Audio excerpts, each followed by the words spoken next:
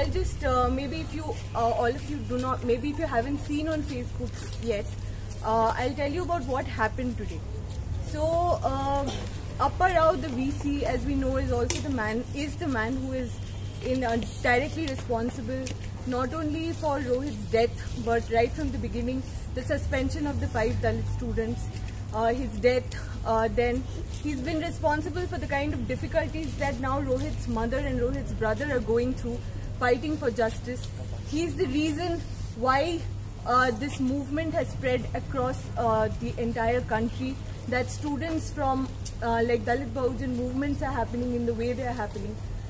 And so Appa Rao, it seems that there is a circular that was sent out by Appa Rao yesterday to like-minded professors and students. Many of these students are part of ABVP, as you know, the student wing of BJP. This circular gave directions to these students and teachers as to how Appa Rao may be brought back into campus today. So today early in the morning, he came to the VC's lodge, and ABVP students, faculty members were already there to protect him.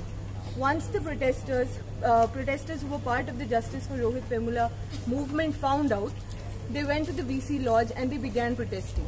After some time, ABVP students vandalized the VC's office.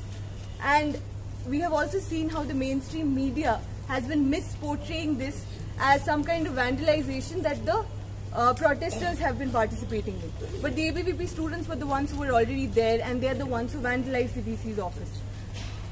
Then around 11 o'clock, 11:30, the police started coming in. Women police were brought in, and by 5 o'clock, these police unleashed lathi charge on the students. No one was spared, and students were beaten up very badly. Women students were dragged out. Many of them were beaten up.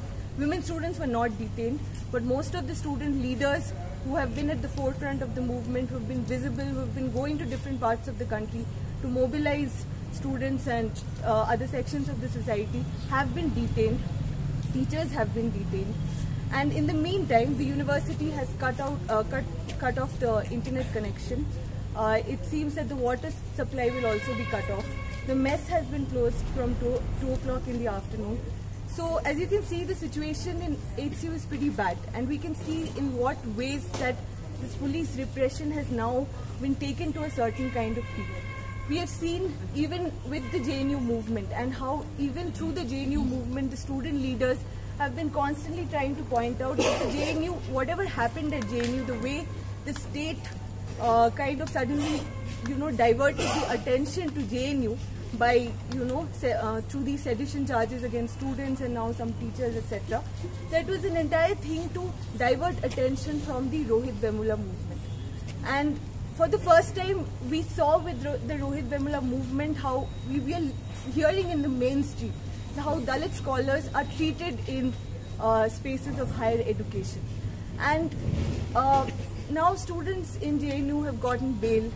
Now the movement, as we can see, has come down. There is some kind of satisfaction, some kind of sense of victory among students that something has been achieved. But what many are likely to forget is that someone else has died in the process, and that has also happened. But today, with this incident, we must bring back attention to what began all of this, to the death of Rohit Vemula, to the kind of atrocity that students from Dalit Bahujan backgrounds face in university spaces.